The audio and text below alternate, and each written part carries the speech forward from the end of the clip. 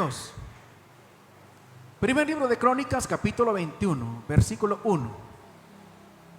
Vamos a leer la palabra del Señor, honrando esta noche al Padre, al Hijo y su Santo Espíritu. Dice así: pero Satanás se levantó contra Israel e incitó a David a que hiciese censo de Israel. Versículo 2. Y dijo David a Joab y a los principales del pueblo: id, haced censo de Israel desde Beerseba hasta Dan, e informadme sobre el número de ellos, para pues que yo lo sepa. Y dijo Joab: añada Jehová a su pueblo 100 veces más, rey, señor mío. ¿No son todos estos siervos de mi señor? ¿Para qué procura mi señor esto, que será para pecado a Israel? Mas la orden del rey pudo más que Joab. Salió por tanto Joab y recorrió todo Israel y volvió a Jerusalén y dio la cuenta del número del pueblo a David. Y había en todo Israel 1.100.000 que sacaban espada, y de Judá 470.000 hombres que sacaban espada. Gloria al Señor. Uno de los pasajes más difíciles de entender, ¿verdad?, en la palabra del Señor es lo que sucede posteriormente a lo que acabamos nosotros de leer. Como vimos en este texto de introducción, dice la Biblia que David, el rey David, fue inducido por el enemigo a hacer censo en Israel, y en contra de los consejos de su general y en contra de los consejos de los que estaban alrededor de él, David siguió adelante y mandó hacer censo. Y al final Dios se disgustó mucho con David, y Dios manda al profeta Gad a decirle a David que David le ha disgustado y que merece un castigo, tanto él como la nación de Israel. Le pone 3 alternativas a David y le dice: David, el castigo por lo que acabas de hacer, te doy 3 opciones. Número 1, 7 años de hambre en la nación. Número 2, 3 meses tú siendo perseguido por tus enemigos. Y número 3, 3 días de peste. Y David tuvo que escoger. Y David dijo: no, 7 años de hambre, pues yo tengo capacidad, yo tengo ahí recursos económicos para poder quizás tener almacenado alimento para mí, para mi familia. Pero ¿qué hay del pueblo? Y David lo desechó. Dijo David: 3 meses siendo perseguido por mis enemigos. He pasado la mitad de mi vida siendo perseguido para matarme. No voy a volver atrás, no voy a volver al pasado. Y no escogió esa opción. Y David escogió la tercera opción y dijo: 3 días de peste. Porque yo sé que si yo caigo en las manos de mis enemigos, si yo caigo en manos de hombres, ellos no van a tener misericordia conmigo. Pero yo sé que Dios es misericordioso. Y efectivamente, la peste vino, pero Dios tuvo misericordia de la nación. Y sabe que el mismo David vio cuando el ángel de la muerte andaba a través de las pestes. Y andaba a las pestes cobrándose víctimas, y murieron 70.000 personas en más de un día en Israel. Entonces David le dice a Dios: Señor, si fui yo el que falló, yo soy el culpable, ten misericordia de este pueblo. Y ¿sabe qué? Dios escuchó la voz de David, y David tenía razón en cuanto al conocimiento que él tenía de la misericordia de Dios. Y Dios detuvo a aquel ángel de la muerte, y la peste cesó en Israel. Ahora, si usted analiza este texto, usted dirá: pero qué Dios más irracional, qué Dios más injusto. ¿Cómo este Dios obra de esta forma solo porque un rey hizo un censo? Solo porque un rey quería saber la cantidad de personas que él contaba para la guerra. Y sabe que los enemigos de Dios utilizan estos textos para decir: el Dios que ustedes siguen es un Dios injusto. Ahora, yo quiero que analicemos esta noche no solamente la parte de lo que sucedió, sino también las decisiones que tomó David. Y yo me encuentro, amados, que David pasó desde que fue ungido, desde que era un muchacho, para ser el rey de Israel, toda una vida siendo perseguido. Tuvo hambre, pasó necesidades, se metía en cuevas, se metía en los campamentos del enemigo, huía de Saúl porque Saúl lo buscaba para matarlo. Y en este plazo, en este término que fueron quizás 15 años en el que pasó David huyendo, David tomó decisiones, y yo encuentro en la palabra de Dios que Dios siempre respetó estas decisiones que tomaba David. Pero ahora encuentro que David hace un censo y Dios lo castiga. Entonces, ¿cómo nosotros poder entender esta paradoja de parte de Dios? Ahora, quiero yo que esta noche revisemos las decisiones que tomaba David cuando David era perseguido, que Dios siempre tuvo la gracia hacia David, pero las decisiones que él tomó cuando él era rey, cuando las cosas estaban bien, desagradaron a Dios. Entonces, por eso a mí me inquieta, amados, cuando las situaciones están tan bien, porque pareciese que nosotros espiritualmente nos relajamos. Están las cosas bien, y como las cosas están bien, yo puedo como ir tomándome permisos. Entonces, ¿qué estaba pasando aquí? Dice en la Biblia: el pado contigo en todo cuanto has andado, y delante de ti he destruido a todos tus enemigos y te he dado nombre grande. Versículo 11: desde el día en que puse jueces sobre mi pueblo Israel, y a ti te daré descanso de todos tus enemigos. Ahora, ¿qué miramos aquí? Aquí miramos una promesa de parte de Dios que le da a David, en cuanto de que Dios le muestra que ha estado con él en esos tiempos de persecución. Dios le muestra que ha sido él el que lo ha librado de todas esas situaciones difíciles, y si David está ahí es porque Dios estuvo con él.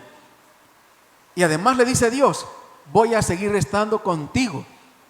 Y además le dice Dios: te voy a dar descanso de todos tus enemigos.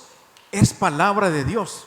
Pero David no estaba pensando en la palabra que Dios le dio. David estaba pensando en guerra. Estaba pensando en hacer lo que él sabía. Y David se estaba preparando como para la guerra. El primer versículo del capítulo 21 del primer libro de Crónicas, que el enemigo incitó a David para que hiciera censo. Pero ¿qué tipo de censo? Era un censo para saber cuántas personas estaban aptas para la guerra. ¿En qué estaba pensando David? Para saber el inventario de personas, y también dice cuántos tienen espada. Para saber el inventario del armamento que tenía David, es porque David estaba pensando ¿en qué? En la guerra. Ahora, ¿qué dejó David alojar en su corazón? La duda. Dejó alojar la duda en su corazón, y eso molestó a Dios. Eso molestó a Dios. Sabe que quizás muchos de nosotros, Dios nos ha dicho: estaré contigo. Dios nos ha dicho: no te abandonaré, no te dejaré, voy a restaurar tu familia, voy a levantar a tus hijos, voy a seguir estando contigo, nada te va a faltar, no importa lo que veas, no importa lo que escuches, yo siempre estaré ahí para suplirte. ¿Y sabe qué? Igual que David, se nos olvida, y nosotros comenzamos a tomar decisiones equivocadas, y comenzamos a hacer cosas, amados, que van en contra de lo que Dios nos ha dicho, y que ponen en tela de juicio lo que Dios nos ha dicho. Si Dios ha dicho, amados, que lo que Él me ha dado es mío, y aunque en ese momento no lo tenga, y aunque en ese momento lo haya perdido, Dios me lo ha dado y Dios me lo va a devolver. Pero a veces se nos olvida lo que Dios dijo, y es eso lo que molesta a Dios, que nosotros no le creamos. Que Dios nos dé una palabra, y que esa palabra Dios esté obrando en ella, y que nosotros nos desesperemos y que nosotros hagamos algo que va en contra de lo que Dios nos ha dicho. Dudar de Dios. Eso fue lo que hizo David. Dudar de Dios. ¿Por qué buscar o por qué prepararse para la guerra? Si Dios le dijo, no, yo te voy a dar paz. Yo te voy a dar paz. Pero David hizo lo contrario. Fue, hermanos, en contra de lo que Dios le había dicho. Dice el libro de Éxodo capítulo 30 versículo 12. Y aquí quiero yo darle la explicación en cuanto a por qué Dios permitió que viniera aquel castigo en Israel, o por qué Dios le puso aquellas tres alternativas de castigo a Israel y a David. Dice Éxodo 30:12: cuando tomes el número de los hijos de Israel conforme a la cuenta de ellos, cada uno dará a Jehová el rescate de su persona cuando los cuentes, para que no haya en ellos mortandad cuando los hayas contado. Ahora, ¿qué encontramos aquí? La palabra de Dios escrita hace cientos de años antes de que naciera David. ¿Y cuáles eran las instrucciones de Dios? Las instrucciones de Dios eran: siempre que hagas un censo es para pagar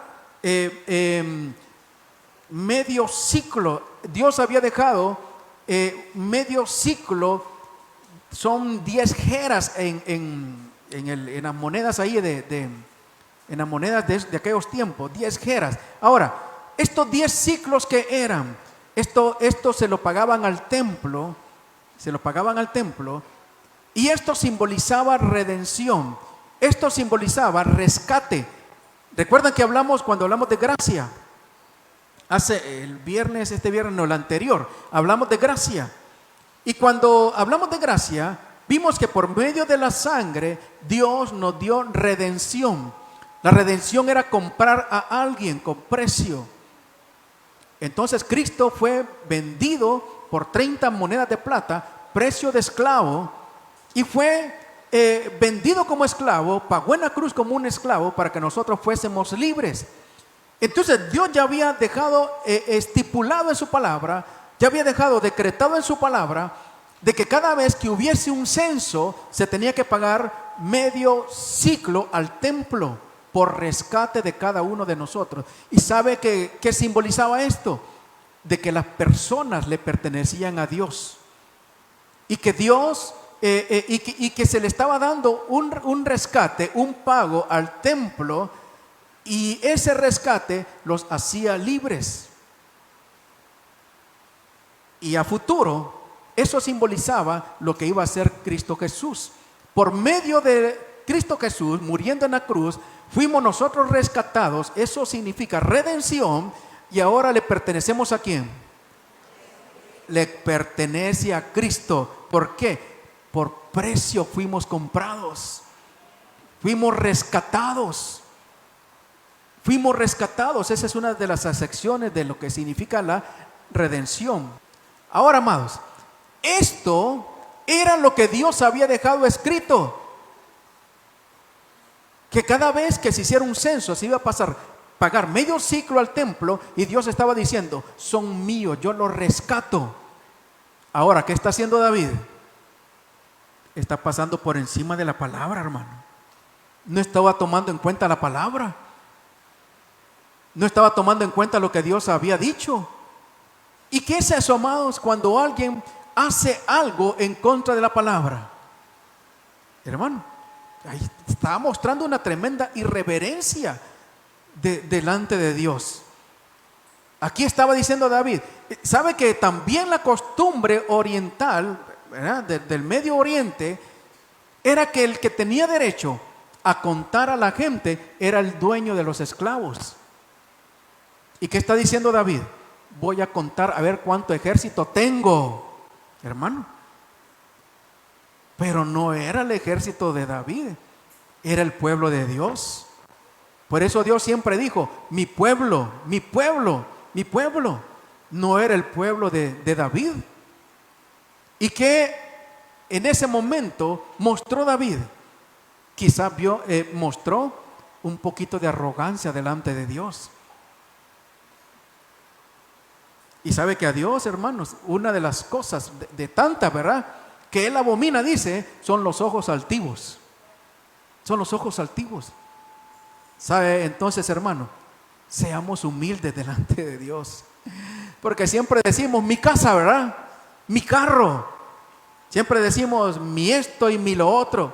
Hermano, lo que nosotros tenemos, Dios nos lo ha dado. Dios, mi dinero. Hermano, si Dios no nos diera salud, no tuviéramos forma de trabajar, ¿verdad? Entonces aquí David estaba mostrando irrespeto delante de Dios. Y sabe que Dios pasa por alto muchas veces nuestra ignorancia. Dios pasa por alto muchas veces el que nosotros, hermanos, ¿verdad? Hagamos las cosas por ignorancia. Ahora se da cuenta usted porque el general de David le dice: Joab, no vayas a hacer eso, David. No vayas a hacer eso. Nos vas a meter en un gran pecado. David no estaba ignorante, hermano. Si sus propios generales lo sabían. Y mira lo que dice la palabra, que tenían que hacer esto para que no hubiese mortandad en Israel. Hermano, ya estaba escrito. Entonces no es que Dios es un Dios inclemente, no es que Dios es un Dios malo y le mandó un castigo solo porque sí. Dios ya dejó su palabra. ¿Y sabe qué? Esa palabra sigue vigente. Esos principios siguen vigentes. Y nos dice Deuteronomio 28, si escuchas atentamente mi palabra, la pones por obra, estas bendiciones te van a venir. Vas a ser bendito en la ciudad, vas a ser bendito en el campo, vas a ser bendito en España, vas a ser bendito en Estados Unidos, vas a tener toda la cena llena, bendito el vientre de tu mujer, bendito tus hijos, bendito lo que la obra de tus manos hagan. Pero si no escuchas mi palabra para ponerla por obra, te va a ir mal. Y hay una lista ahí, hermanos, de Deuteronomio 28. Y muchos dicen: no, es que ya estamos en el nuevo pacto, eso ya está abolido. No, hermano, los principios de Dios son universales, hermano. Son universales. Ya hemos hablado acerca de esto, ¿verdad? Usted ya sabe acerca de esto. Entonces aquí David, hermano, no estaba siendo ignorante. Joab le estaba diciendo: David, Éxodo 30:12 dice esto, que si cuentas al pueblo y no haces lo que dice su palabra, va a venir mortandad. ¿Y qué vino? Mortandad. Vemos aquí, amados, la responsabilidad que tenemos nosotros, los que estamos como cabezas. ¿Cabezas de qué? Cabezas de una casa. Los que somos padres, ¿verdad? Podemos bendecir o podemos también, hermano, llevar maldición de acuerdo a las decisiones que tomemos, si son basadas en la palabra o si son, hermanos, decisiones de nosotros sin tomar en cuenta lo que Dios dice. No digamos los presidentes, hermano. Aquí David era el presidente de Israel, las cabezas. Y por eso debemos nosotros de orar siempre por las cabezas, aunque, hermanos, no se lo merezcan. Pero nosotros recibimos de las decisiones que ellos toman, nosotros las recibimos. Y mire, aquí el pueblo recibió por una mala decisión de David. Entonces este era, hermanos, lo que David obvió, no lo quiso hacer, y por eso le vino aquella situación. Dice el primer libro de Crónicas, capítulo 21, versículo 3. Pero Joab le dijo, y esta es otra versión, creo que es palabra de Dios para todos: que el Señor multiplique 100 veces el número de gente que hay y que su majestad pueda verlo con sus propios ojos. Le dice Joab: si lo que quiere usted saber es que tiene un montón de ejército, hay algo imposible para Dios. Dios le puede dar mucho más si de hecho estamos bajo la promesa de que este pueblo iba a ser multiplicado. Mire, hermano, ¿quién le estaba hablando? Un militar, mostrando más fe que David. Si vas a hacer el censo porque tienes miedo que haya poca gente, solo pídele a Dios que multiplique. Y estas mujeres los van a tener por docenas.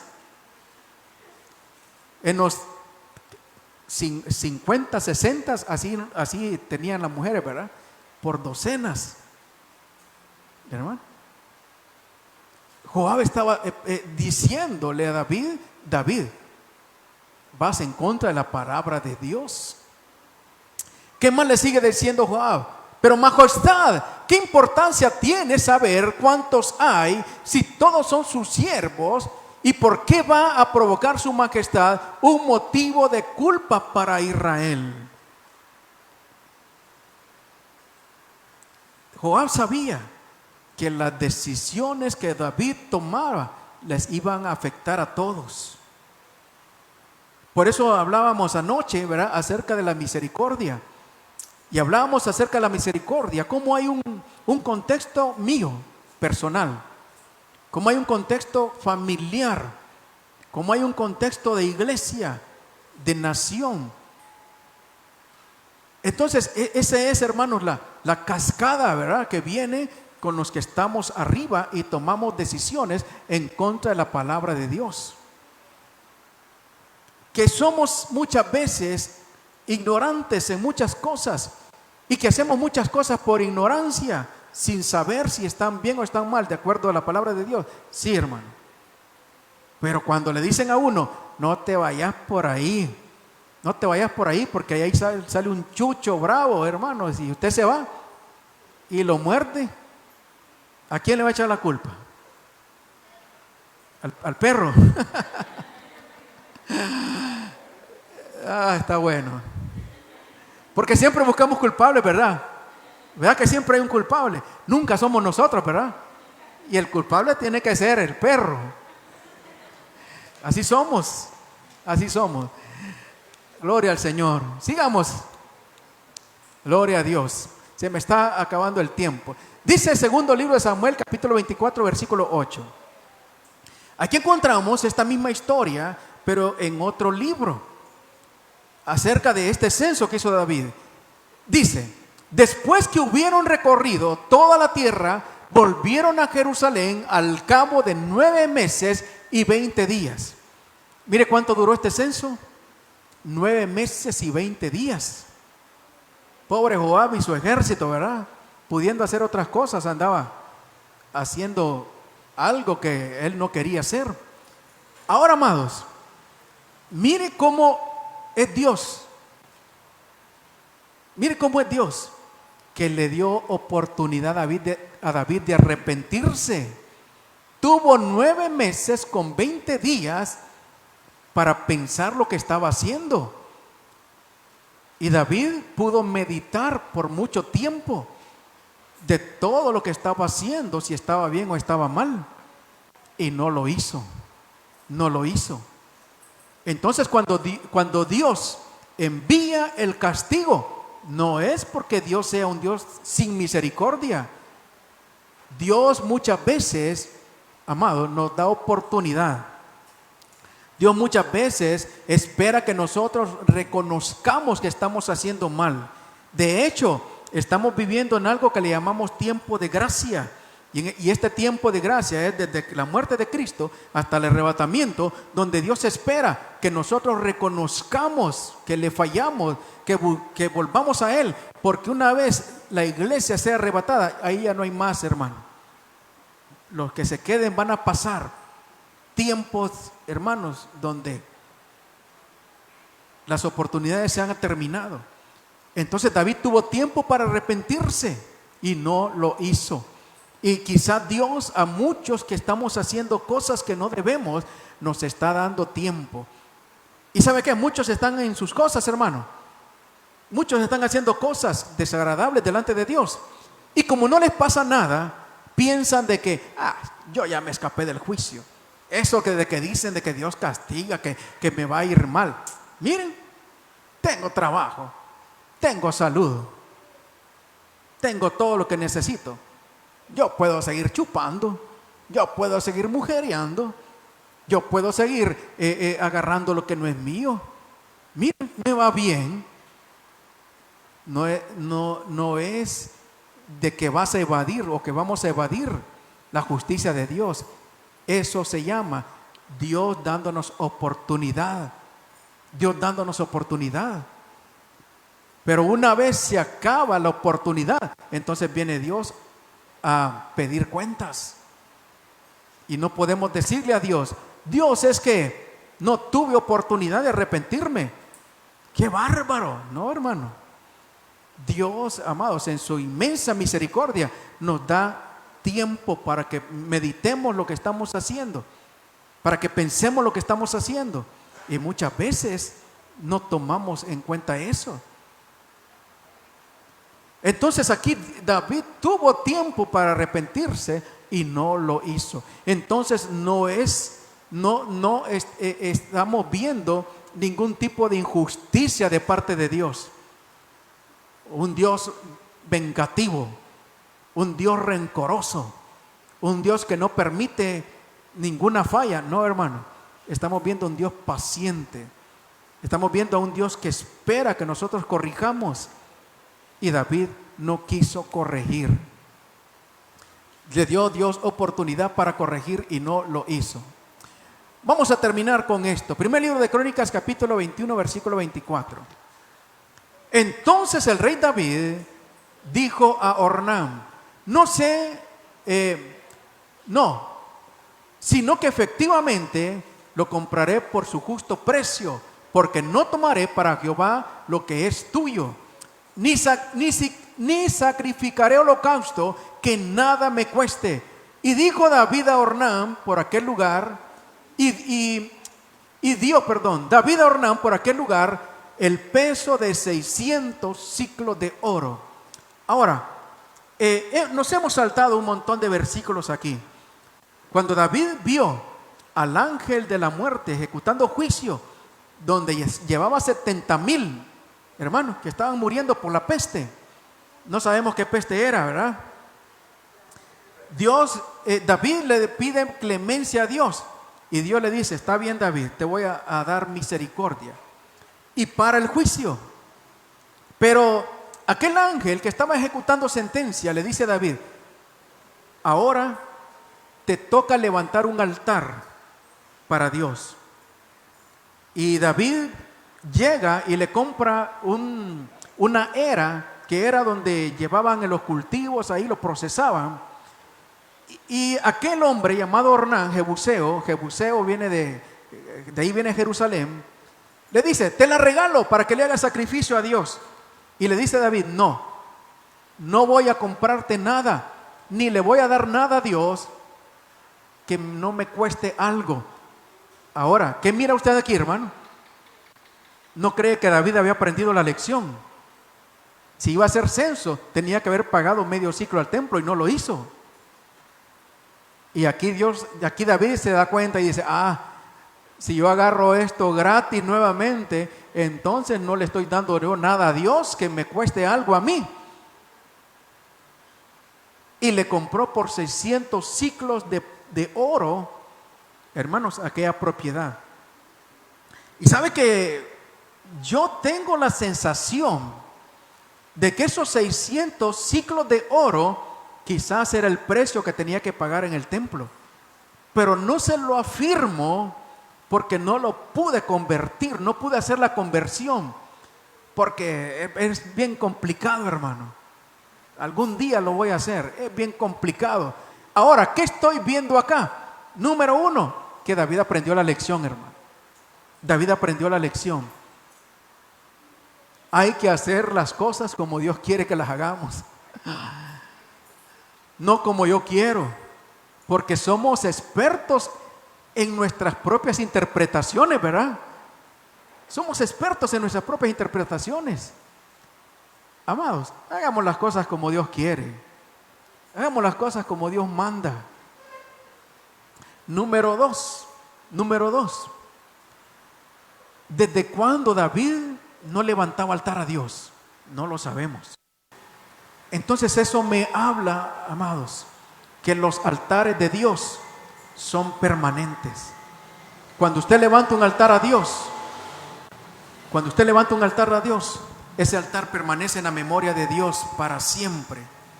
Entonces no es en vano, amados, lo que nosotros hacemos para Dios. No es en vano. De hecho, La línea de Cristo es de David. Y Dios le dijo a David: tu reino nunca tendrá fin. Ese altar va a permanecer para siempre. Su altar delante de Dios también es un altar permanente. Quiero que nos pongamos de pie en esta noche.